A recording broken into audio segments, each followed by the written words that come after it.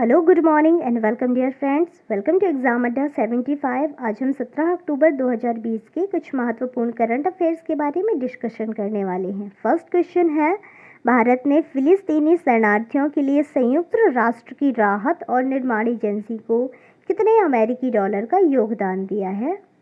Options हैं 1 million अमेरिकी dollar, 2 million अमेरिकी डॉलर, 3 मिलियन अमेरिकी डॉलर या फिर 4 मिलियन अमेरिकी डॉलर।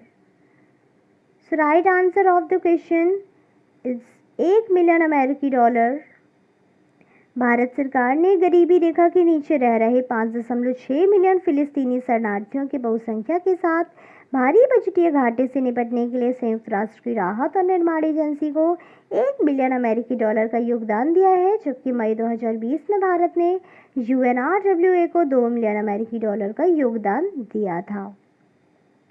UNRWA के बारे में, जिसको हम United Nations relief and works agency of Palestine refugees in the near east के नाम से जानते हैं, इसको हम संक्षेप में URWA कहते हैं, जिसकी स्थापना 8 दिसंबर 1949 को हुई थी, जिसका उद्देश्य मानवाधिकार है। यहाँ पश्चिमी एशिया के देशों को शामिल किया जाता है। यहाँ के उच्चायुक्त जनरल पियरे क्रैनबुअल है तथा यह संयुक्त राष्ट्र का एक पैतृक संगठन है। इसके अलावा फिलिस्तीन राज्य के बारे में, फिलिस्तीन की स्थिति आंशिक रूप से मान्यता प्राप्त राज्य संयुक्त राष्ट्र प्रेक्षक राज्य के रूप में है। यहाँ की घोषित राजधानी यरूशलेम है तथा प्रशासनिक केंद्र रामल्ला है। सबसे बड़ा शहर गाजा सिटी। आधिकारिक भाषाएं अरबी, वशी नाम फिलिस्तीनी। सरकार एकात्मक अर्धराष्ट्रपति गणतंत्र है। राष्ट्रपति हैं महमूद अब्बास, प्रधानमंत्री हैं मोहम्मद सतीह तथा संसद के अध्यक्ष सलीम जानून। विधानसभा राष्ट्रीय परिषद संगठन। स्वतंत्रता की घोषणा 15 नवंबर 1988 को की गई थी तथा PNG पर्यवेक्षक राज्य संकल्प 29 सितंबर 2012 को लिया गया था। नेक्स्ट क्वेश्चन है, हिंदुस्तान जिंक लिमिटेड ने कारखाना लगाने के लिए किस राज्य सरकार के साथ समझौता किया है? ऑप्शंस है पंजाब सरकार, गुजरात सरकार, महाराष्ट्र सरकार या फिर केरल सरकार।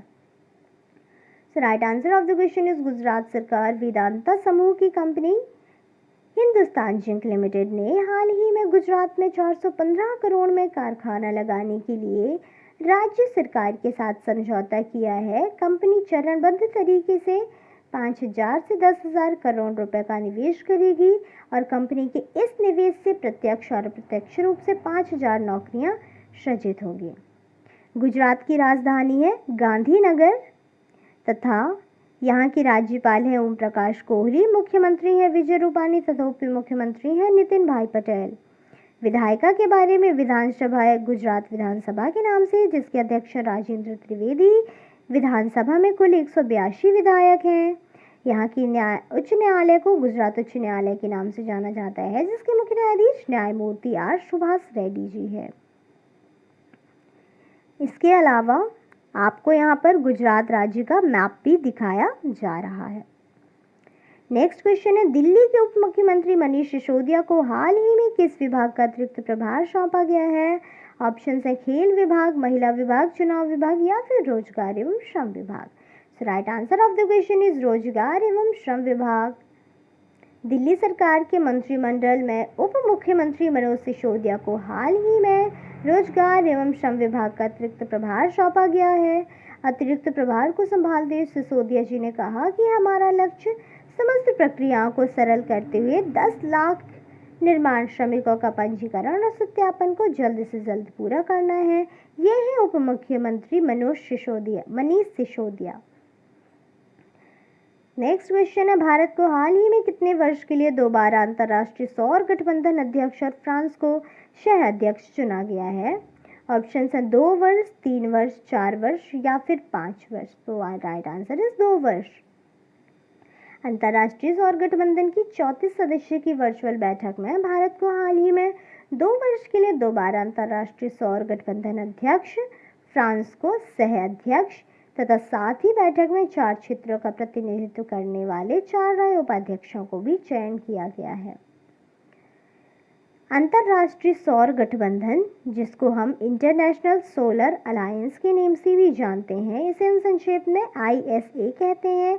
यह एक अंतर्राष्ट्रीय गठबंधन है जिसका उद्देश्य bring together a group of nations to ensure clean energy, sustainable environment, public transport and climate है, जिसका मुख्यालय गुड़गांव, हरियाणा, भारत में है, जो यहाँ के अंतर मुख्यालय भी है। इस क्षेत्र के अंतर्गत कर्क रेखा और मकर रेखा के बीच के देश शामिल किए जाते हैं। नेक्स्ट क्वेश्चन है, हाल ही में आर्ट एंड कैपिटल का पासपोर्ट इंडेक्स 2020 में भारत कौन से स्थान पर रहा है? ऑप्शन है 32वां स्थान, 45वां स्थान, 58वां स्थान या फिर 64वां स्थान। So right answer of the question is 58वां स्थान। आर्ट एंड कैपिटल की हाल ही में पासपोर्ट इंडेक्स 2020 की रिपोर्ट जारी की गई है, जिसमें भारत को 58वां स्थान प्राप्त हुआ है, जिसमें भारत के टोटल 52 गंतव्य स्थान है। इस पासपोर्ट इंडेक्स के अकॉर्डिंग न्यूजीलैंड को पहला स्थान मिला है तथा Japan, Germany, Austria, Luxembourg, Switzerland, Ireland, दक्षिण कोरिया और ऑस्ट्रेलिया दूसरे स्थान पर काबिज है। वहीं सबसे कम गंतव्य स्थानों के साथ अफगानिस्तान 75वें स्थान में काबिज हुआ है। जैसा कि आप देख पा रहे हैं, यहाँ पर आपको बताया जा रहा है इससे क्या होता है। रैंकिंग वास्तविक समय के आधार पर वीजा प्रतिबंध, विधायी परिवर्तन और प्रवेश आवश्यकताओं को ध्यान में रखते हुए आधारित की जाती है। न्यूजीलैंड में टोटल 129 गंतव्यों के लिए वीजा मुक्त वीजा पर आगमन की अनुमति दी गई है, इसलिए पहले स्थान पर है। अफगानिस्तान में टोटल 31 गंतव्यों तक पहुंच के साथ 75वां स्थान है तथा भारत का 52 गंतव्यों के साथ 58वां स्थान है। इसी के साथ 8 जनवरी 2020 को हेनले पासपोर्ट इंडेक्स 2020 के अनुसार दुनिया की सबसे शक्तिशाली पासपोर्ट सूची में भारतीय पासपोर्ट को 84वां स्थान प्राप्त हुआ है। इस सूची में जापान सबसे ऊपर है। न्यूजीलैंड की प्रधानमंत्री हैं जैकेंडा अर्डर्न, कैपिटल है वेलिंगटन तथा मुद्रा है न्यूजीलैंड डॉलर। नेक्स्ट क्वेश्चन है, निम्नलिखित में से किस राज्य सरकार ने किसानों के उन्नयन के उद्देश्य से किसान कल्याण कोष बोर्ड स्थापित करने की घोषणा की है? ऑप्शन है बिहार सरकार, केरल सरकार, दिल्ली सरकार या फिर यूपी सरकार। तो right answer of the question is Kerala सरकार ने किसानों के उन्नयन के उद्देश्य से केरल सरकार ने किसान कल्याण कोष बोर्ड स्थापित करने की घोषणा की है, जिसके पहले अध्यक्ष के रूप में डॉक्टर पी राजेंद्रन को नियुक्त किया गया है, जिसका नाम केरल कृषक क्षमानिधि बोर्ड भी रखा गया है। नेक्स्ट क्वेश्चन है, केंद्रीय शिक्षा मंत्री श्री रमेश पोखरियाल निशंक ने किस शहर में आगंतुकों के आवास के लिए अंतर्राष्ट्रीय संकाय का उद्घाटन किया है? तो ऑप्शंस हैं पुणे, दिल्ली, मुंबई या फिर खड़गपुर। तो right answer of the question is Kharagpur. जैसा कि आप देख पा रहे हैं, ये है रमेश पोखरियाल जो हमारे शिक्षा मंत्री हैं। ये मानव संसाधन विकास मंत्री के रूप में भी कार्यभार संभाल चुके हैं। खड़गपुर के बारे में जाने तो यह पश्चिम बंगाल के एक जिले मेदिनीपुर जिले का एक बहुत ही फेमस शहर है तथा यहाँ की जनसंख्या 2011 की जनगणना के अनुसार 2,99,683 है। यहाँ बंगाली भाषा बोली जाती है। देश में तीसरे अपने सबसे लंबे रेलवे प्लेटफॉर्म के लिए जाना जाने वाला खड़गपुर लंबे समय से भारत का एक प्रमुख शिक्षा केंद्र रहा है। यहाँ भारतीय प्रौद्योगिकी संस्थान का खड़गपुर कैंपस है। खड़गपुर लंबे समय से यहाँ रहने वाले 13,000 से अधिक कर्मचारियों के साथ भारत का सबसे बड़ा रेलवे उपनिवेश के रूप में जाना जाता है। नेक्स्ट क्वेश्चन है, 17 अक्टूबर को विश्व भर में कौन सा दिवस मनाया जाता है? ऑप्शन है अंतर्राष्ट्रीय पर्यटन दिवस, अंतर्राष्ट्रीय गरीबी उन्मूलन दिवस, अंतर्राष्ट्रीय महिला सुरक्षा दिवस या फिर अंतर्राष्ट्रीय बेरोजगारी दिवस। So right answer of the question is अंतर्राष्ट्रीय गरीबी उन्मूलन दिवस, जिसे हम international day for the eradication of poverty के नाम से भी जानते हैं। सबसे पहले यह दिवस वर्ष 1987 में फ्रांस में मनाया गया था, जिसमें लगभग 1 लाख लोगों ने मानवाधिकारों के लिए प्रदर्शन किया था। संयुक्त राष्ट्र ने 22 दिसंबर 1992 को यह दिवस मनाने की घोषणा की थी। नेक्स्ट क्वेश्चन है, भारत और किस देश के बीच हाल ही में वेबिनार और एक्सपो आयोजित किया गया है? ऑप्शन ऑस्ट्रेलिया, नेपाल, कजाकिस्तान या फिर श्रीलंका। तो right answer of the question is Kazakhstan. और भारत के बीच हाल ही में वेबिनार और एक्सपो आयोजित किया गया। कजाकिस्तान का मैप आपके सामने इमेज पर दिखाया जा रहा है। ये है कजाकिस्तान और उसका मैप। कजाकिस्तान की कैपिटल है नूर सुल्तान, जो हाल ही में अभी लास्ट ईयर ही चेंज की गई थी। पहले कजाकिस्तान की राजधानी थी अस्ताना, जिसे कजाकिस्तान के राष्ट्रपति के नाम पर नूर सुल्तान रखा गया है। इसी के अलावा भारत के फिक्की के माध्यम से रक्षा मंत्रालय के रक्षा उत्पादन विभाग और कजाकिस्तान देश के बीच हाल ही में वेबिनार और एक्सपो आयोजित किया गया, जिसका विषय make in India for the world India Kazakhstan रक्षा सहयोग वेबिनार और एक्सपो है। इस वेबिनार में 350 से अधिक प्रतिभागी और 39 वर्चुअल प्रदर्शनी स्टॉलों ने भाग लिया है। कजाकिस्तान के बारे में कुछ इम्पोर्टेंट बातें। कजाकिस्तान की राजधानी क्या है? अब नूर सुल्तान है। यहाँ का सबसे बड़ा नगर अलमाटी। यहाँ की राजभाषाएं हैं कजाक, जो यहाँ की राजकीय भाषा भी है, साथ ही साथ यहाँ रूसी भाषा भी प्रचलित है। यहाँ कजाकिस्तान के राष्ट्रपति हैं कासिम जोमार्ट टोकायेव तथा प्रधानमंत्री हैं असगर मामिन। सोवियत संघ की ऐसी स्वतंत्रता 16 दिसंबर 1991 को प्राप्त हुई थी। नेक्स्ट एंड लास्ट क्वेश्चन है, भारत ने अपने किस पड़ोसी देश को रक्षा सहयोग मजबूत करने के उद्देश्य से INS सिंधुवीर को लीज पर देने की घोषणा की है? ऑप्शन है बांग्लादेश, म्यांमार, भूटान व Nepal. So right answer of the question is Myanmar. Bharat ने अपने पड़ोसी देश म्यांमार को दोनों देशों के बीच रक्षा सहयोग मजबूत करने के उद्देश्य से INS सिंधुवीर को लीज पर देने की घोषणा की है। म्यांमार के साथ द्विपक्षीय रक्षा सहयोग के तहत ही भारत म्यांमार की नौसेना को यह पनडुब्बी 20 साल के अंत तक सौंप देगा। म्यांमार के बारे में कुछ इंपॉर्टेंट बातें। म्यांमार की राजधानी है नैपीदा। यहाँ का सबसे बड़ा नगर है यांगून, जिसे हम रंगून के नाम से जानते हैं। यहाँ के निवासियों को बर्मीज कहा जाता है। यहाँ की सरकार एकात्मक संसदीय संवैधानिक गणतांत्रिक है। यहाँ के राष्ट्रपति यू विन मिंट, राज्य सलाहकार आंग सान सू की, प्रथम राष्ट्रपति माइंट श्वे तथा दूसरे राष्ट्रपति हेनरी वैन थियो हैं। इसकी स्थापना पैगन साम्राज्य की स्थापना 23 दिसंबर 849 को की गई थी। ताओ नगो राजवंश की स्थापना 16 अक्टूबर 1510 को की गई थी। कॉनबोंग राजवंश की स्थापना 29 फरवरी 1752 को ब्रिटिश राज्य से स्वतंत्रता से 4 जनवरी 1948 को मिली थी। तख्ता पलट 2 मार्च 1962 को हुआ था तथा नए संविधान की घोषणा 30 मार्च 2011 को नया संविधान लागू किया गया था।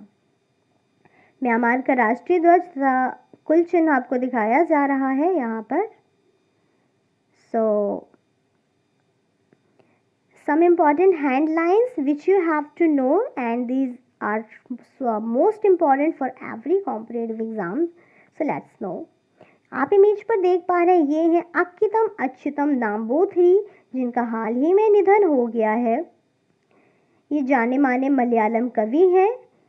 इन्हें 55वां ज्ञानपीठ पुरस्कार 2019 में जीता था तथा केरल साहित्य अकादमी पुरस्कार और एजुजन पुरस्कार सहित कई पुरस्कार भी इन्होंने जीते थे तथा 2017 में इन्हें पद्मश्री से सम्मानित भी किया गया था।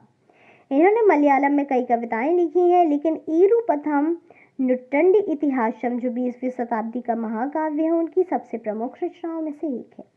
सेकेंड है BOG को central bank of the year का अवार्ड मिला है। BOG मतलब बैंक ऑफ घाना को 7वें सेंट्रल बैंकिंग अवार्ड से सम्मानित किया गया है। BOG के गवर्नर डॉक्टर अर्नेस्ट एडिशन को बैंक की ओर से central bank of the year पुरस्कार मिला है। वार्षिक केंद्रीय बैंकिंग पुरस्कार अब 7वें वर्ष में केंद्रीय बैंकिंग समुदाय में उत्कृष्टता को मान्यता देता है। सेंट्रल बैंकिंग अवार्ड्स ट्रॉफियां टिकाऊ सामग्रियों से बनाई जाती हैं। नेक्स्ट हेडलाइन है, हाल ही में किशोर भीमनी, जो कि एक दिग्गज खेल पत्रकार, क्रिकेटर, कमेंटेटर रहे हैं, इनका हाल ही में निधन हो गया। ये इनकी इमेज आपके सामने दिखाई जा रही है।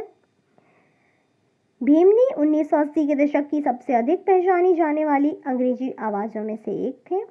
भीमनी उस मैच में कमेंट्री कर रहे थे जिस मैच में 1987 में सुनील गावस्कर ने अहमदाबाद में पाकिस्तान के खिलाफ ड्रॉ मैच के दौरान टेस्ट क्रिकेट में 10,000 रन तक पहुंचने वाले पहले खिलाड़ी बने थे।